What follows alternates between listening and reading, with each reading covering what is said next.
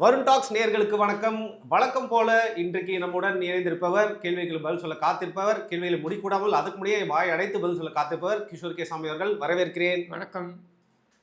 என்ன எதுவும் சொல்லவே மாட்டீங்க? அதான் நீங்களே சொல்லிட்டீங்களே எல்லாம். என்னன்னு உங்கள் வாயை அடைக்கிறேன், மூச்சு அடைக்குது, நெஞ்சு பாத்தீங்களா? அடைக்குது. இதுக்கு தான் இப்பேற்பட்ட ஒரு முதல்வர் தேவை. நான் வருண் டாக்ஸ்னு சொல்லிட்டேன். இடம் மூச்சு பலம்னு அடைக்குது, சொல்லலாம். வாய் அடைக்குது, நெஞ்சு அடைக்குது, இதுக்கெல்லாமா முதலமைச்சரா? இல்லைங்க, இடம் பலம்னு சொல்லலாம். வருண் டாக்ஸ் என் சேனல்ல சொன்னேன். நீங்க வந்து தெளிவா இருந்தீங்கன்னா நான் தப்புன்னு கண்டுபிடிச்சிருப்பீங்க. அப்படிதான் எங்க முதல்வர் வந்து 29ஆம் தேதின்னு தப்பா சொல்லி எல்லாருமே தெளிவா இருக்காங்களா சட்டமன்றத்துல பார்த்தாரு. ஒரு அப்பா போல், ஒரு ஆசிரியர் போல், ஒரு ஞானி போல், ஒரு குருவை போல், ஒரு சித்தர் போல், இப்படி சொல்லிட்டே போலாம். சாணி போல. என்னது சித்தர் போல், இல்ல அதுக்கு முன்னாடி சாணி போல் நீங்க. ஒரு ஞானி போல். ஓ, எத்தனை போல? ஏங்க என்னங்க இன்டர் போல் அந்த போல் 29ஆம் தேதின்னு சொன்னது எதுக்குன்னா எடப்பாடி பழனிசாமி வந்து தூங்குறாரா இல்லையான்னு பாக்குறதுக்காக. புரியுதா உங்களுக்கு? வருண் டாக்ஸ் தான். வருண் பேசாம வேற என்ன சிரிக்கிறாரா? கிரேசி மோகன் இல்லாத குறையை நீங்க சிரிக்கவே மாட்டேங்கிறீங்க அப்படின்றது தானே இப்போ. என்ன சிரிக்க வந்திருக்கோம்?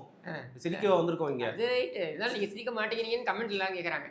கிரேசி மோகன் இல்லாத குறைன்னா ஏன் கிரேசி கருணாநிதி இல்லாத குறைன்னு கூட சொல்லலாம். ஏன்னா ரெண்டு பேரும் வசன கர்த்தாக்கள் தானே. கருணாநிதி அவர்னு சொன்ன ஞாபகம் வருது. நம்ம வந்து தபால் பெட்டியின் மூலியமா பல கடிதங்களை படித்து வந்து பார்த்தீங்கன்னா மக்கள்கிட்ட சில விஷயங்களை தெளிவுக்கு கொண்டு போய் சேர்த்தோம். அந்த வகையில் இன்னைக்கு ஒரே ஒரு கேள்வி இருக்குது தலைப்புக்குள்ளே போகிறதுக்கு முன்னாடி. போஸ்ட் அப்படின்னா சப்போஸ் ஸ்பீட் போஸ்ட்டில் அனுப்பியிருக்காங்க, என்ன அவசரமோ அவங்களுக்கு இந்த இதை பற்றி வந்து இதில் பார்த்தீங்கன்னா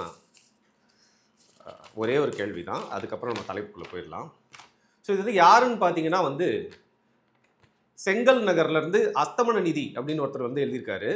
அவர் என்ன கேள்வி கேட்டிருக்காரு அப்படின்னு பார்த்தீங்கன்னா, கருணாநிதி அவர்கள் தண்டவாளத்தில் தலை வைத்த பொழுது அப்பொழுது பிளாட்ஃபார்ம் டிக்கெட் வாங்கி ரயில்வே ஸ்டேஷனுக்குள் சென்றாரா? அது மட்டுமின்றி தலையணை வைத்து தண்டவாளத்தில் படுத்தாரா? அது மட்டுமின்றி மூன்றாவது கேள்வி, அன்றைக்கு ரயில் பந்தா அப்படின்னு ஒரு கேள்விக்கு 3 கேள்வி வந்து கேட்டிருக்காங்க. இந்த அறுதப்பழைய கதையை கேட்கறதுக்கு எதுக்கு ஸ்பீட் போஸ்ட்ல வரணும்? அது நார்மல் போஸ்ட்லேயே வந்தாலும் நம்ம பதில் சொல்லி வந்து பார்த்தீங்கன்னா அஸ்தமன நகர்ல இருந்து வச்சு என்னது செங்கல் நகர்ல இருந்து அஸ்தமன நிதி அப்படின்னு ஒருத்தர் வந்து கேட்டிருக்காரு. அந்த நிதிக்கு நம்ம பதில் சொல்லுவோம். அதாவது என்னன்னா, ஒரு வரலாற்றை திரும்பி போவோமே. ஓகே, இப்படி திரும்பி போனீங்கன்னாக்க அந்த காலத்துல என்னன்னா, ராமகிருஷ்ண டால்மியான்னு ஒருத்தர் இருந்தார். அவர் இளைஞர். அப்போ இந்த ராமகிருஷ்ண டால்மியா வந்து அவங்களுடைய தந்தையுடைய சொத்துக்கள் அவருக்கு வருது. அவர் பார்த்தீங்கன்னாக்கா இயல்பிலேயே ரொம்ப துடிப்பான ஒரு இளைஞர். அவர் நிறைய புதுமைகளை புகுத்த வேண்டும் என்று நினைக்கக்கூடியவர். அந்த காலகட்டத்தில் தான் வந்து தமிழ்நாட்டில் பார்த்தீங்கன்னாக்க ஒரு ஊரில் அங்கே வந்துட்டு அந்த ஊர் சுற்றி இருக்கக்கூடிய மக்கள் எல்லாரும் அவங்களுக்கு வாழ்வாதாரம் அப்படின்ற மாதிரி பார்த்தீங்கன்னா ஒரு சிமெண்ட் கம்பெனி வந்துச்சு. அந்த சிமெண்ட் கம்பெனியை எல்லாரும் என்ன பண்ணாங்க, வர ஆரம்பித்தாங்க. அந்த சிமெண்ட் கம்பெனியை ஒட்டி அவங்களோட வாழ்வாதாரம் வேலைக்கு, இந்த சிமெண்ட் கம்பெனிக்கு வேலைக்கு போகிறவங்க வருவாங்க, சிமெண்ட் கம்பெனிக்கு ரா மெட்டீரியல் சப்ளை பண்ணணும்னு மற்றவங்க எல்லாருக்கும் வாழ்வாதாரம் கிடைக்கும். இப்படின்னு ஒரு ஊரே அதில் வந்து பிழைக்க ஆரம்பிச்சு. அப்போ அது பக்கத்தில் இருக்கக்கூடிய கிராமங்களில் என்ன பண்ண ஆரம்பித்தாங்க, அந்த சிமெண்ட் கம்பெனி இருக்கக்கூடிய ஊரை வந்து டால்மியாபுரம், சிமெண்ட் கம்பெனி பேர் டால்மியா சிமெண்ட், அதனால டால்மியாபுரம் அப்படின்னு பேர் வச்சாங்க. அப்படின்னு அவங்களே கூப்பிட ஆரம்பித்தாங்க. யாரும் புதுசாக போய் பேரை வைக்கல, அப்படியே கூப்பிட ஆரம்பித்தாங்க. அங்கே இருக்கக்கூடிய ரயில்வே ஸ்டேஷனுக்கு டால்மியாபுரம் ஸ்டேஷன் பேர் வந்துச்சு. திடீர்னு பார்த்தீங்கன்னாக்க இந்த இந்திய எதிர்ப்பு போராட்டமெல்லாம் பட்சத்தில் இருந்த பொழுது டால்மியா என்று எப்படி ஒரு ஊருக்கு பேர் இருக்கலாம் அப்படின்னு புதுசாக ஒரு சர்ச்சை கிளம்பியது. அவன் வட மாநிலத்தன், அவனுடைய பேர் எப்படி இருக்கலாம் அப்படின்னு சொல்லிட்டு பயங்கரமாக சர்ச்சை கொடுக்குது. அந்த காலகட்டத்தில் இந்திய எதிர்ப்பு போராட்டம் உச்சத்தில் இருந்தது. 2 விதமான போராட்டங்கள் முன்னெடுக்கப்பட்டது. அதில் ஒரு போராட்டத்தை கண்ணதாசன் முன்னெடுப்பார் அப்படின்னு, இன்னொரு போராட்டத்தை இரட்டை குழல் துப்பாக்கி போல இன்னொரு போராட்டத்தை தம்பி கருணாநிதி முன்னெடுப்பார் அப்படின்னு சொல்லிட்டார். கருணாநிதி முன்னெடுக்க சொல்லி யோசனையே அண்ணாதுரைக்கு கொடுத்ததே கருணாநிதி. அவர் என்ன நினைச்சாரு, உண்மையாகவே கருணாநிதி ஏதோ நல்லவர் போல இருக்குது அப்படின்னு அவர் நினச்சிட்டார். சரியா, நமக்கு தானே தெரியும் கருணாநிதி ஏதாவது யோசிச்சா அதில் 1000 அர்த்தங்கள் உள்ளே. நமக்கு என்ன சேர்க்காதீங்க, உங்களுக்கு சரி எங்களுக்கு தெரியும், உங்களுக்கு இன்னும் அறிவு வளரல, அது நான் பண்ண முடியும். சரி விடுங்க, விஷயத்துக்கு வருவோம். என்ன ஆயிடுச்சு, இவர் உடனே கிளம்பி போகிறேன் அப்படின்னு அறிவிச்சிட்டார். இல்லை என்ன விஷயம்னா, டால்மியா சிமெண்ட் வந்து அந்த காலத்தில் நிறைய சிமெண்ட் கம்பெனி, எப்போவுமே சிமெண்ட்டில் வந்து ஒரு கார்டலைசேஷன் சொல்லுவாங்க. இன்னி வரைக்கும் அந்த பிரச்சனை இருக்குது. ஒரு சிண்டிகேட் மாதிரி இந்தியா சிமெண்ட்ஸ் கூட அதில் அப்போ இருந்தது. என்னென்னா, சிமெண்ட்டோடைய விலை வந்து உயர்த்தியே இருக்கணும், குறையக்கூடாது. கோல்டு மாதிரி ஏறிட்டே போகணும், ஏறிட்டேலாம் ஹையாகவே இருக்கணும். அப்போ என்ன பண்ணலாம், இப்போ நீங்கள் நார்மலாக ஒரு 10 தொழிலதிபர்கள் இருக்கீங்க, எல்லாம் ஒரே ஒரு தொழிலை செய்கிறோம், சரியா? இப்போ நீங்கள் 10 ரூபாய்க்கு ஒரு பொருளை விற்கிறீங்க, நான் என்ன பண்ணுவேன், உங்கள் கூட போட்டி போடும்போது நான் 9 ரூபாய்க்கு அதை விற்றேன்னா கொஞ்சம் விலை குறைப்பீங்க. குறைச்சனா என்னோடதுக்கு நிறைய பேர் வருவாங்க. அப்போ நீங்கள் என்ன பண்ணுவீங்க, உடனே அது 8 ரூபாய் அப்படின்னு போடுவீங்க. இப்படி போட்டி இருந்ததுன்னா, இந்த போட்டி என்பது எதற்காக இருக்கிறதுன்னா, இந்த விலையை குறைத்து வைக்க முடியும் அப்போ தான், அப்படின்றதுக்காக தான் அது இருக்குது. லாபத்தை யார் நிறைய குறைச்சிக்கிறாங்க அப்படின்றது எப்பவுமே போட்டி நிலவும். நீங்கள் பார்த்தீங்கன்னா ஏர்டெல், ஜியோ, அந்த நல்ல வேலை போட்டி மோனோபாலி இல்லாமல் 2 பேர் இருக்கனால அது மாதிரி இருக்காங்க. அதுக்காக தான். ஆனால் இவங்க என்ன பண்ணுவாங்க, அந்த காலம் தொட்டு இவங்க எல்லாம் பேசி வச்சுப்பாங்க, அந்த விலையை குறைத்தே இது அதிகமாகவே வைக்க வேண்டும்னா உற்பத்தியை குறைக்க வேண்டும். டிமாண்ட் இருந்துகிட்டே இருக்கணும்னா நீங்கள் சப்ளையை குறைங்க. சப்ளையை குறைக்கணும், ப்ரொடக்ஷனை குறைங்க. அப்போ தொழிற்கூடத்தில் 30 நாளில் வந்து நான் 5 நாள் லீவ் விட்டுருங்க, 25 நாள் ப்ரொடக்ஷன்னா வெறும் 15 நாள் தான் ப்ரொடியூஸ் பண்ணுவாங்க. புரியுது. இந்த மாதிரி இருந்தது. இவர் என்ன பண்ணாருன்னா, அந்த தொழிற்சாலையுடைய உற்பத்தியை அதிகப்படுத்த வேண்டும் அப்படின்றதுக்காக நவீன உபகரணங்களை வந்து அவர் வந்து அந்த காலத்திலேயே, அப்போல்லாம் வந்து நீங்கள் இறக்குமதி பண்ணுறதுன்றதுலாம் வந்து சாதாரணமான விஷயம் கிடையாது. ஏகப்பட்ட வரிகள் இருக்குது, ஏகப்பட்ட ஃபார்மாலிட்டிஸு, அதையெல்லாம் செஞ்சு அவர் கொண்டு வந்துட்டார். இந்த சிமெண்ட் கம்பெனிக்காரங்கள்லாம் பிளான் பண்ணானுங்க, இவனை விட்டா இவன் வந்து ப்ரொடக்ஷனை ஏற்றி விலையை குறைச்சிருவான் அப்படின்ட்டு இவங்க என்ன பண்ணானுங்க, நேராக வந்து கருணாநிதி மாதிரி ஒரு ஏஜெண்ட்டை பிடிச்சி இதை வந்து காலி பண்ணுங்கள், இந்த ஃபேக்ட்ரியை இல்லாமல் பண்ணுங்கள் அப்படின்னு திட்டமிட்டு அப்படி வந்தது தான் இந்த டால்மியாபுரம் என்பதற்கு எதிரான போராட்டம், சரியா? இந்த போராட்டம் இப்போ கிளம்பிட்டார், இவர் போகிறார். நீங்கள் கேட்டீங்க இல்லையா, பிளாட்ஃபார்ம் டிக்கெட் வாங்கினாரா? இவர் எந்த காலத்தில் டிக்கெட் வாங்கி, கருணாநிதி எந்த கருணாநிதியும் கருணாநிதி குடும்பத்தினரும் எந்த காலத்தில் டிக்கெட் வாங்கி பயணித்திருக்கிறார்கள்? அன்றைக்கு கருணாநிதி தொட்டு இன்றைக்கு இட்லி கடை இன்பநிதி வரைக்கும் அந்த பேச்சுக்கே இடம் கிடையாது. எங்க ட்ரெயின் டிக்கெட் தான் வாங்க போகிறோம், பிளாட்ஃபார்ம் டிக்கெட் வாங்க எல்லாமே ஏங்க இவனுங்களே கேர் ஆஃப் பிளாட்ஃபார்ம் தானேங்க திருக்குவளையில், சரியா? கேட்டால் நாங்கள் மிகப்பெரிய அப்படியே தாங்க ஒருத்தங்களோட ஏழ்மையை வந்து நம்ம ஏழ்மையெல்லாம் இல்லைங்க. நீங்கள் ஏழைனா ஏழைன்னு சொல்லிட்டு போகிறது வந்து ஒன்றும் தப்பு கிடையாது. ஆனால் நான் மிகப்பெரிய செல்வந்தர் குடும்பத்தில் இருந்தேன். அந்த காலத்திலேயே கருணாநிதி ஷட்டில் பேட் வைத்திருந்தார் அப்படின்னு யாருங்க சொன்னா? ஆமாங்க, சானியா மிர்சா கூட அப்படி காமிப்பாங்க. ஒரு ஒரு ஃபோட்டோ ஒன்று காமிச்சது பாருங்க, ஷட்டில் பேட்டுடன் கருணாநிதி அப்படின்னு. அது ஒரு கொசு பேட் என்ன, அதை வச்சுன்னு கருணாநிதி நிற்கிற மாதிரி, சரியா? காலத்தில் கொசு பேட்லாம் இல்லை. கரெக்டுங்க. அந்த காலத்தில் ஷட்டில் பேட் இருந்தாலும் கருணாநிதி வச்சிருந்தாலும் நீ ஃபோட்டோ போட்டு ஏமாத்திரல ஊரை. சரி ஓகே. அப்போ அதை கேட்போம்ல, என்ன பெரிய அப்போ என்ன இவர் முத்துவேலர் என்ன பெரிய அப்படியே சிவகங்கை ஜமீன், அஞ்சுகத்தம்மா சித்தூர் மகாராணி, 2 பேருக்கும் பிறந்த பட்டத்து இளவரசர் கருணாநிதி பிறக்கும் பொழுதே தங்க பேட்டுடன் பிறந்தாரா? இந்த பிளாட்ஃபார்ம் டிக்கெட் விடுங்க, அது என்னங்க தலகாணின்னு கேக்குறாங்க. இவர் வந்து என்ன பண்ணாரு, அங்கே போயிட்டு போராடுற பேர் வழின்னு அங்கே வந்து கண்ணாமலன்னு பேசினதில் கூட்டத்தில் ஆர்ப்பரிப்பு கலவரமாக மாறிடுச்சு. இந்த கலவரம் என்ன ஆச்சுன்னா, அங்கே வந்த ட்ரெயின் இருக்குது பாருங்க, டிக்கெட் வாங்கி பயணித்தவன் அவனுக்கும் இந்த போராட்டத்துக்கும் இந்த கலவரத்துக்கும் சம்மந்தமே கிடையாது. அவன் டிக்கெட் வாங்கி பாவம் அந்த ஊருக்கு வரான். வந்தவன் அந்த ட்ரெயின் நிறுத்தப்பட்டு அந்த ட்ரெயின் மறியல் போராட்டம் என்கிற பேரில் என்ன முன்னாடியே நின்றுடுச்சு ட்ரெயின். போராட்டம், அங்கே கலவரம் நடக்குது. கலவரத்தில் அந்த கல் பட்டு 2 பேர் இறந்து போகிறாங்க.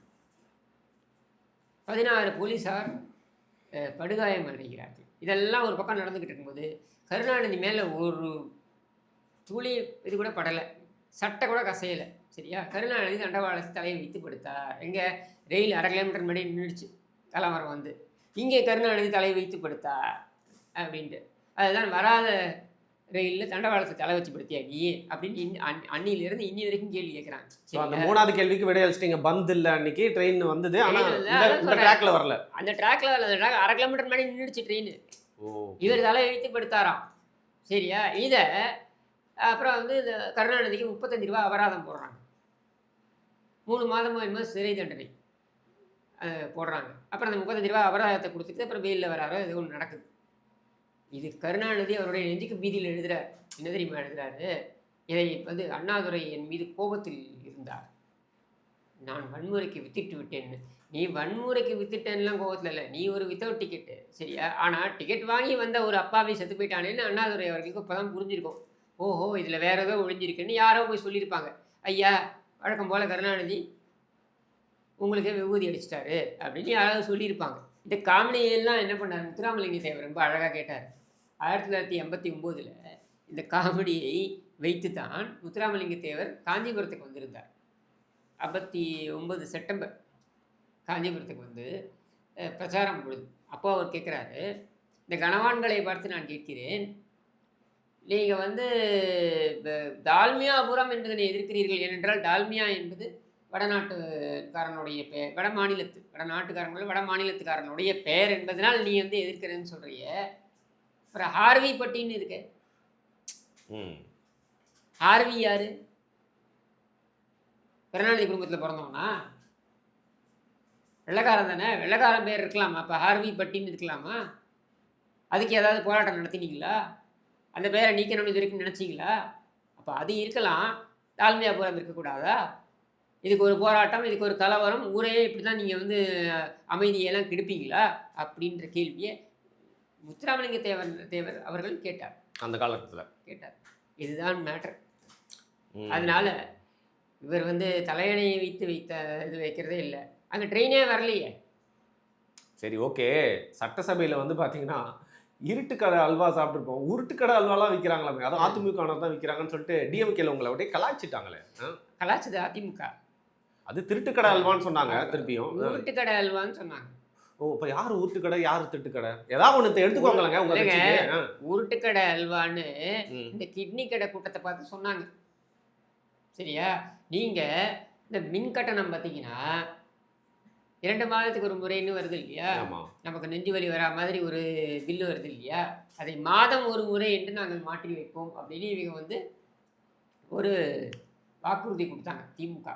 அந்த வாக்குறுதி என்ன ஆச்சு அப்படின்னு கேட்கறதுக்கு தான் இந்த உருட்டுக்கடை அல்வா அப்படின்றத கொண்டு வந்து இந்த கிட்னி கடை கூட்டத்துக்கிட்ட காமிச்சாங்க. சரியா? இதில் வெக்கமே இல்லாமல் மின்சாரத்துறை அமைச்சர்லேருந்து அத்தனை பேரும் வந்து ஸ்பெஷல் ஷோ போயிட்டு இட்லி கடை பார்த்துருந்தானுங்க. என்ன இவங்க கிட்ட போயிட்டு நீங்கள் போயிட்டு இதை பற்றி கேட்டிங்கனாக்கா, மின் கட்டணத்தை பற்றி கேட்டாங்கன்னா அவன் பதில் சொல்லுவாங்களா? ஐஸ் ஃப்ரூட் அப்பா விட்ட நியாயம் கிடைக்குமா? சம்மந்தப்பட்ட அமைச்சர்கிட்ட நியாயம் கிடைக்குமா? அதைத்தான் இன்றைக்கி அதிமுக கலாய்ச்சிருக்காங்க. கலாய்ச்சது யாருன்னா இவங்கள தான். அதில் ஸ்டாலின் சொல்கிறாரு, நேற்றுக்கு நயினார் நாகேந்திரனுடைய பிறந்தநாள் வாழ்த்து அழகாக சொல்லியிருந்தாரு. என்ன அழகாக சொல்லியிருக்காரு பாருங்க. அதாவது நயினார் நாகேந்திரன் அமைதியாக பேசிவிட்டு சட்டப்பேரவையிலிருந்து அமைதியாக போயிடுவார். என்ன ஒன்ன மாதிரி என்ன சட்டையை கழிச்சுனா போவார்? அவர் என்ன பைத்தியமா? எடப்பாடி அடிக்கடி கோச்சுன்னு போறாருல, அதனால அவர் தான் சட்டையை கழிச்சுனா போறார். சட்டை கிழிக்கப்பட்டதுங்க, எல்லாம் தெரிஞ்சு. நீங்களே இப்படி பேசுறாங்க. தற்கொலை செய்யப்பட்டார். எப்படி? சாதிக் பாட்சா தற்கொலை செய்யப்பட்டார். அண்ணா நகர் ரமேஷ் தற்கொலை செய்யப்பட்டார். தாக்ரிட்டினன் நடந்து போகும்பொழுது, வாக்கிங் போகும்பொழுது அவருக்கு போர் அடித்த காரணத்தினால் அவரை வெட்டி கொண்டு செத்து போனார். சம்பந்தமே இல்லாமல் அப்படிதானங்க அவங்களுடைய அந்த வகையில் தான் இந்த சட்டை கிழிக்கப்பட்டது. அப்படின்னு கிழிக்கப்பட்டதான். நீ கிழிச்சினாலும் கிழிக்கப்பட்டது தான். முன்னால் கிழிக்கப்பட்டது. சட்டையை நீயே கிழித்து கொண்டாய். வெளியில் அப்படியே எங்கே பாரு, என்னையும் பாரு, அணையும் பாரு, வா வா வா வான்னு ஃபோட்டோ எடுக்க அப்படித்தானே போஸ்ட் கொடுத்துருந்தேன். சரி, நம்ம சட்டப்பேரவையில் நடந்துட்டு இருக்க பல முக்கியமான விஷயங்கள் நிறைய போயிட்டு இருக்கு. அதில் குறிப்பிட்டத்தக்க மக்களுக்கு தெரிஞ்சுக்க வேண்டிய விஷயம் அப்படின்னா நீங்கள் எதை சொல்லுவீங்க? நம்ம எடப்பாடி அவர்கள் பேசுறதும் சரி, பேச ஆரம்பிக்கும் போதே நேரலையை கட் பண்ணுறாங்களே. அவர் பேச ஒரு சட்டமன்றத்தில் ஒரு எதிர்கட்சி உறுப்பினர், அதாவது ஒரு கவன ஈர்ப்பு தீர்மானம் கொண்டு வராங்கன்னா, எப்பவுமே நீங்கள் பார்த்தீங்கன்னா கவன ஈர்ப்பு தீர்மானம் யார் கொண்டு வராங்க? அவையின் கவனத்தை ஈர்ப்பதற்காக ஒரு தீர்மானத்தை கொண்டு வருகிறார்கள் என்றால் எதிர்கட்சிகள் தான் முதலில் பேச வேண்டும். அப்புறம் தான் முதலமைச்சர் பேச முடியும். இங்கே அப்படியே தலைகீழாக இருக்குது. முதலமைச்சர் எடுத்த உடனே பேசிட்டு வரோம். அப்புறம் நீங்கள் கவன ஈர்ப்பு தீர்மானம் கொண்டு வரனா, நாங்கள் கவன ஈர்ப்பு தீர்மானம் ஏன் கொண்டு வரோம்? உன் கவனத்தை இதை நோக்கி ஈர்த்து அதுக்கப்புறம் உன் பதிலை கேட்பதற்காகத்தான் நாங்கள் கொண்டு வரோம். அப்படின்னும் பொழுது நீ வந்து பொறுமையாக நாங்கள் பேசுகிறத கேட்டதான் நீ பேசணும். நீ பேசுனதுக்கப்புறம் நாங்கள் என்ன பேசுறதுக்கு இருக்கு? நீ முதலே எடுத்து எல்லாத்தையும் பேசிடுவ, அதுக்கப்புறம் நாங்கள் என்ன பேசுறதுக்கு இருக்கு? இதைத்தான் உச்சநீதிமன்றமும் கேள்வி கேட்டுச்சு. ஏன் ஒரு நபர் விசாரணைன்னு போடுறதில்ல, ஒரு நீதியரசர் தலைமையில் விசாரணைன்னு போட்டுவிட்டு அதிகாரிலாம் லைன் கட்டி வந்து நின்று எதுவுமே தப்பு நடக்கலை, எதுவுமே தப்பு. அப்போ எதுவுமே தப்பு நடக்கலைன்னா எதுக்கு விசாரணை?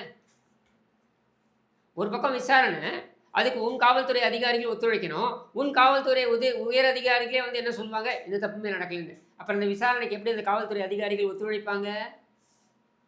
நாங்கள் முட்டாளா நீ முட்டாளா? சரி, இப்படி தான் நடந்துட்டு இருக்குன்னு தெரிஞ்சிச்சு சட்டப்பேரவை. அப்படி இருக்கிறப்போ கரூர் விஷயத்தை பற்றி நான் ஒரு விஷயம் கேட்குறேன், கேள்விப்பட்டது. கரூருக்கு விஜய் செல்றாரு, அங்கே அவங்களோட நிர்வாகிகள்லாம் போயிட்டு வந்து அங்கே பாதிக்கப்பட்டவங்க உயிரிழந்தவங்க குடும்பத்தில் வந்து ஒரு இடத்துல கூட்டுறாங்க அப்படின்னா, அது உதாரணத்துக்கு செந்தில் பாலாஜி அங்கே இருக்கிற எல்லா கல்யாண மண்டபத்துக்கும் ஃபோன் பண்ணி மிரட்டுறதாகவும், அவங்க எங்கேயுமே போய் கூடியிருக்கிறான்ற மாதிரி வேலைகள் பண்ணுறாங்க. வரலாறு எடுங்க, இதில் எந்த அளவுக்கு உண்மை இருக்கும்னு நினைக்கிறீங்க? நீங்கள் செந்தில் பாலாஜியோட வரலாறு எடுங்க. செந்தில் பாலாஜி இதை செய்திருப்பாரா இல்லையான்றத ஒருவருடைய வரலாறை வச்சு நம்ம கண்டுபிடிச்சிடலாம்ல. ஒருத்தன் ஹேபிச்சுவல் அஃபெண்டர் அப்படின்னு ஏன் சொல்றாங்க? ஹேபிச்சுவல் அஃபெண்டர்னா என்ன? தொடர்ந்து குற்றச்செயலில் ஈடுபடக்கூடியவன் அப்படின்ற அந்த எண்ணம் ஏன் வருது? அந்த குற்றச்சாட்டு ஏன் வருது? ஏன்னா அவனுடைய பின்புலம் என்னன்றதை பார்ப்பாங்க. இப்போ நீங்க செந்தில் பாலாஜி எடுத்துக்கோங்க. செந்தில் பாலாஜி ஏன் அமைச்சர் பதவி போனது? வேலை வாங்கி தரேன் அப்படின்னு சொல்லிட்டு ஒரு குறிப்பிட்ட நபர்களிடம், அதுவும் என்ன, ஆயிரக்கணக்கான நபர்களிடம் பணம் வாங்கிட்டு இவர் வேலை வாங்கி தரல அப்படின்றது தான் குற்றச்சாட்டு. இப்போ இந்த குற்றச்சாட்டிற்கு உலகத்தில் யாருமே கொடுக்காத ஒரு விளக்கத்தை வந்து செந்தில் பாலாஜி உயர்நீதிமன்றத்தில் கொடுத்தார். அது என்ன விளக்கம்? நான் வந்து பணம் வாங்கினவங்கள்ட்டலாம் திருப்பி பணத்தை கொடுத்துட்டேன், அதனால யுவர் ஆனர் என்னை விட்டுருங்க அப்படின்ட்டு. அதில் எதிர்த்து மேல்முறையீட்டுக்கு போகிறாங்க உச்சநீதிமன்றத்துக்கு. போனவங்க பயங்கரமாக மிரட்டப்படுறாங்க. சரியா? அது மட்டும் இல்லாமல் சாட்சியங்கள் மிரட்டப்படுகின்றன அப்படின்ற குற்றச்சாட்டு வந்தது இவர் அமைச்சராக இருக்கும் பொழுது அப்படின்றது. ஏன்னா இவர் அமைச்சராகிட்டார். அதுக்கப்புறம் அவர் மிரட்டுறாரு அப்படின்ற குற்றச்சாட்டு வந்த உடனே நீங்கள் நம்ப மாட்டீங்க, அங்கே இருந்த உச்சநீதிமன்றமே இந்த தீர்ப்பை சொல்லுது. என்ன சொல்லுது? செந்தில் பாலாஜி சாட்சியங்களை மிரட்டினார். இது செந்தில் பாலாஜி கைவந்த கலை. சரி, இதுக்கே அப்படின்றீங்களே. நம்ம எல்லாரும் பார்த்தோம் இங்கே ஈரோடு கிழக்கில் என்ன நடந்ததுன்னு. தட்டிகள் மாதிரி ஏற்படுத்தி ஷெட்டு மாதிரி வச்சு வாக்காளர்களே கூட்டிகிட்டு போயிட்டாங்க. இல்லைங்க, ஒரு நாள் முழுக்க வச்சாங்களே எதிர்கட்சி தலைவர்கள் வாக்கு சேகரிப்பதற்காக. போகவே கூடாது அப்படின்னு சொல்லிட்டு எல்லாரையும் கொண்டு போய் அடைச்சி வச்சாங்கல்ல. செஞ்சது யார்? செந்தில் பாலாஜி தானே. அப்போ செந்தில் பாலாஜி வாக்காளர்களை மிரட்ட முடியும், சாட்சியங்களை மிரட்ட முடியும். கரூரில் பாதிக்கப்பட்ட அந்த குடும்பங்களை மிரட்ட முடியாதா? மிரட்டியிருக்க முடியாதா? அங்கே இருக்கக்கூடிய அந்த சத்திரங்களை எல்லாம், அதாவது அங்கே இருக்கக்கூடிய எல்லா மண்டபங்களை எல்லாம் மிரட்ட முடியாதா? இந்த நேற்றுக்கு நான் ஒரு அதிமுக அவர்கிட்ட கேட்குறேங்க. இந்த மாதிரி நான் வந்து ஒரு மாவட்டந்தோறும் நாங்கள் வந்து ஒரு கூட்டம் போடலான் இருக்கோம். கூட்டம்னா இந்த மாவட்டந்தோறும் வந்து பொதுவாக இப்போ நீங்கள் எப்படி இந்த மக்கள் மன்றம் மாதிரி பண்ணுறாங்க இல்லையா, ஒரு சேனல்லையும் அந்த மாதிரி நம்ம பண்ணலாம் அப்படின்னு ஒரு 10 பேச்சாளர்கள், இன்க்ளூடிங் திமுக பேச்சாளர்கள். இல்லைங்க, நீங்கள் என்ன கொடுக்க மாட்டாங்க, இடம் கொடுக்க மாட்டாங்க. முன்னாடியே ஒரு தடையை போடுறாங்க. இடம் கொடுக்க மாட்டாங்க, பிரச்சனை பண்ணுவாங்க. உங்களுக்கு இடம் கிடைக்காது, கரூரில் இடம் கிடைக்காது. அப்போ இது என்ன, தனியாக ஒரு ராஜ்யத்தையும் இங்கே நடத்தி கொண்டிருக்கிறார் அப்படின்னு தானே அர்த்தம். அப்போ அது விஜய்க்கு அனுமதிக்காமல் இருந்திருக்க மாட்டான்னு நம்ப முடியுது தானே. என்ன நிச்சயம்னு கேட்குறீங்க? என்ன நிச்சயம் இல்லை, நிச்சயமாக நான் நம்புகிறேன்ற. ஏன்னா இந்த ப்ரெசிடெண்ட்லாம் நீங்கள் எடுத்து பாருங்க. நான் சொல்லலைங்க, உச்சநீதிமன்றம் சொல்லியிருக்கு. நான் சொன்னேன்னா நீங்கள் என் மேலே வழக்கு போடலாம். அது நான் சொன்னாலும் சொல்லலாம், நீங்கள் போட போகிறீங்க. போடாமல் இருந்தாலும் நான் பற்றி கவலைப்படப்படுறதில்ல, அது வேறு விஷயம். சரியா? ஆனால் இங்கே என்னன்றதை நீங்கள் கூர்ந்து கவனிங்க. இப்படியெல்லாம் அச்சுறுத்தி ஒருத்தரை வளரவிடாமல் செஞ்சிட முடியுமா அப்படின்றது மக்கள் பார்வைக்கு நான் விட்டுறேன். ஆனால் இதையெல்லாம் செய்யக்கூடியவர்களை இன்னும் நம்ம வந்து நம்மளுடைய இடையே உலாத்த விடுறோம் அப்படின்றது யாருடைய தப்பு, பிழை யாருடையது? ஓகே, இதைத்தான் நான் வந்து சொல்லணும். இது வந்து ஒரு கெடுக்குப்படியாக இருக்குது. கரூர் போயிட்டு தாவைக்காவோட நிர்வாகிலாம் சரி, இல்லை விஜயே அங்கே போகிறதுன்றது திருப்பியும் ஒரு கேள்விக்குறாவே வந்து எக்ஸ்டெண்ட் ஆகிட்டே, அது அப்படி எக்ஸ்டெண்ட் ஆகி போயிட்டே இருந்தால் விஜய்க்கு ஒரு கெட்ட பேர் வருது இல்லை. விஜய் செயல்பட மறுக்கிறார். இப்போ ஆல்ரெடி பார்த்தீங்கன்னா இவங்களே வந்து எடுத்து விடுறாங்க. என்னென்னா சமூக வலைதளங்களில் இவங்களுடைய கைத்தடிகளை வச்சு இவங்களே வந்து ஒரு ஐடியெல்லாம் கிரியேட் பண்ணி, டிவிகே அப்படின்னு ஐடி கிரியேட் பண்ணி, ஏன் வெளில வர மாட்டேங்கிற, புஷியானந்த் நீ நீ நீ வந்து கேடு கட்டவன், விஜய் ரசிகர்கள் மாதிரியே தொண்டர் மாதிரியே கேட்குறாங்க. இவங்களே வந்து இந்த வேலையெல்லாம் திமுக அதிகம் பண்ணும், இந்த வேலையெல்லாம் அதிகம் பண்ணும். கடந்த அதிமுக ஆட்சியின் பொழுது, நான் சொல்கிறது 2012-13 இந்த ஆட்சி காலத்தில் அந்த மின்வெட்டு அதிகமாக இருந்தது பாரு. ஆமாம். அப்போ அவங்க சொன்னாங்க, எனக்காக பொறுத்து கொள்ளுங்கள், நான் வந்து 2 ஆண்டுகளை சரி பண்ணிடுறேன். இது ஏன் வந்ததுன்னா திமுக ஆட்சியில் நடந்த பிரச்சனைனால அப்படின்னு சொன்னாங்க. ஆற்காடு வீராசாமி அந்த பிரச்சனைனால. அதுக்கு அந்த சமயத்தில் பார்த்தீங்கன்னா ஒரே பொம்பளை ஐடியில் இந்த திமுக கும்பல் சோஷியல் மீடியாவில், அப்போ தான் சோஷியல் மீடியா ஆரம்பம், ஸ்டார்டிங். சரியா? ஃபேஸ்புக்கில் ஸ்டார்டிங். சரியா? அதில் ஐயோ என்னால் சமைக்கவே முடியல, பருப்பு வேக மாட்டேங்குது, அது சோறு வடிக்க முடியல, நாங்கள்லாம் குடும்பம் நடத்துகிறதா வேண்டாமா, இப்படி இல்லை பயங்கரமாக அந்த ஐடி. அதுக்கு முன்னாடி வேறு எதுவுமே பண்ணியிருக்காது. ரைட் அப் போடுறாங்கன்றீங்க. அது மாதிரி வேறு எதுவுமே பண்ணியிருக்காது அந்த ஐடியில். ஆனால் இதெல்லாம் என்னென்னு நாங்கள் நோண்டி பார்த்தோம்னா எல்லாம் ஏதோ திமுக உட்காந்துக்கிட்டு பொம்பளை பேரில் வந்து இது மாதிரி அதை வந்து இப்போ இங்கே பண்ணுறாங்க. சரியா? அன்னிலேருந்து இன்னி வரைக்கும் திமுக எந்த காலத்திலும் திருந்தாது அப்படின்றது தான் இதோட. ஓகே, இது சம்பந்தமே இல்லாமல் எடுத்துகிட்டு வரேன்னு நினைக்காதீங்க. ரொம்ப ஏற்றுக்க கொள்ள முடியாத ஒரு விஷயம். ஏன்னா வந்து ஒரு காணொலியில் வந்து பதிவாயிருக்கு, செய்தி சேனல்லையும் கொண்டு போடுறாங்க. இன்னைக்கு வந்து பார்த்தீங்கன்னா அந்த ராஜீவ் காந்தின்றவர் மேலே வந்து அவர் மேலே வந்து புகார் அளிச்சிருக்காங்க தாக்க வந்தார்னு. அதற்கப்புறம் வந்து நீதிமன்றத்தில் நீதிபதி சில கேள்விகள்லாம் வந்து எழுப்பியிருக்காரு. கண்டிப்பும் விதமாக வந்து கேள்விகள் எடுத்திருப்பாரு. எத்தனை பேர் மேலே நடவடிக்கை எடுத்திருக்கீங்க? சிசிடிவி கேமராலையும் வீடியோலையும் வந்து பதிவாக இருக்குது. அப்படி இருந்தும் வந்து பார்த்தீங்கன்னா என்ன நடவடிக்கை நீங்கள் எடுத்துருக்கீங்க? ஊரே பார்த்துருக்குங்க ஒரு செயல்பாடை. ஊரே வந்து ஒருத்தர் இன்னொருத்தரை மிரட்டுறது, அடிக்கிறது, ஒரு கும்பலே வந்து அடிக்கிறது, மிரட்டுறது. இதுக்கு அவன் சொல்லக்கூடிய பதில் என்ன? அவர் என்னை பார்த்து முறைத்தார் அப்படின்ட்டு. உங்களை பார்த்து முறைத்தார் அப்படின்றத நீங்கள் வந்து அதுக்காக அவரை போட்டு அடிக்கலாமா அப்படின்ற கேள்வி. சரியா? இதுக்கு நியாயமான பதில் யார்கிட்டையுமே இல்லை. ஒரு தலைவரே சொல்லலாமா அப்படின்றது தான். திருமாவளவனுக்கு இசட் பிரிவு பாதுகாப்பு வழங்கப்பட வேண்டும் என்பதுதான் என் நிலைப்பாடும். சரி, அது ஒன்றும் ஓகே. மாற்று கருத்து கிடையாது. பட் இந்த சம்பவத்தை அதுக்காக நியாயப்படுத்த முடியுமான்னா முடியாது. ஏற்றுக்க முடியாதுன்றீங்க. ஒரு வக்கீல் ஓடுறாருங்க உள்ள, பார் கவுன்சிலுக்குள்ள ஓடுறாருங்க. இதை விட வேற ஒரு வக்கீலுக்கு உயர்நீதிமன்றத்துக்கு வளாகத்துக்குள்ளேயே பாதுகாப்பு இல்லைன்னா அப்போ என்ன சட்டம் ஒழுங்கு? இது யாருக்கு கண் முன்னாடி நடக்குது? அந்த கட்சியுடைய தலைவருடைய கண் முன்னாலேயே நடக்குது. அதை கூட கட்டுப்படுத்த முடியாது அந்த தலைவரால். இதுதான் கேள்வி. இதுக்கு பதில் இருக்கா?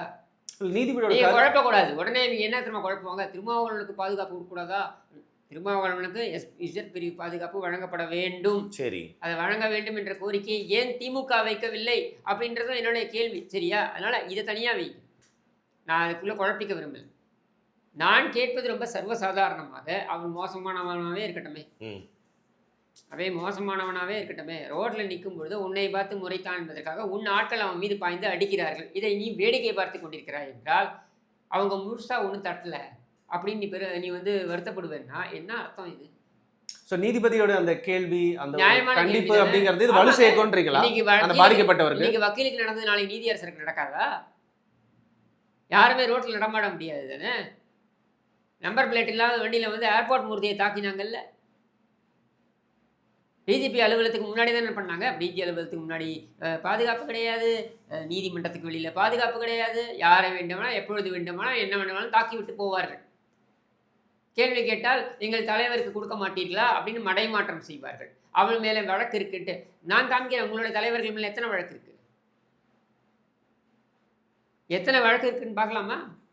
உங்களோட ஒரு தலைவர் மேலேயும் இதெல்லாம் ஒரு பேச்சா? சரி. இப்போ வந்து சட்டமன்றத்தில் நடக்கிறத நிறையா வந்து இஷ்யூ பேஸ்டாக நம்ம ஒன்று ஒன்றா வந்து பேச வேண்டிய இருக்குது. நிறைய கேள்விகள் இருக்குது எனக்கு. இன்றைக்கி வந்து பார்த்திங்கன்னா நேரம் கருதி வந்து இதோட இந்த காணொலியை நான் முடிச்சுக்கிறேன். நாளைக்கு மீண்டும் ஒரு புது தலைப்போட நிறைய கேள்விகளோட ஒன்று சந்திக்கிறேன். இன்றைக்கி உங்களோட பதில்களுக்கு நன்றி.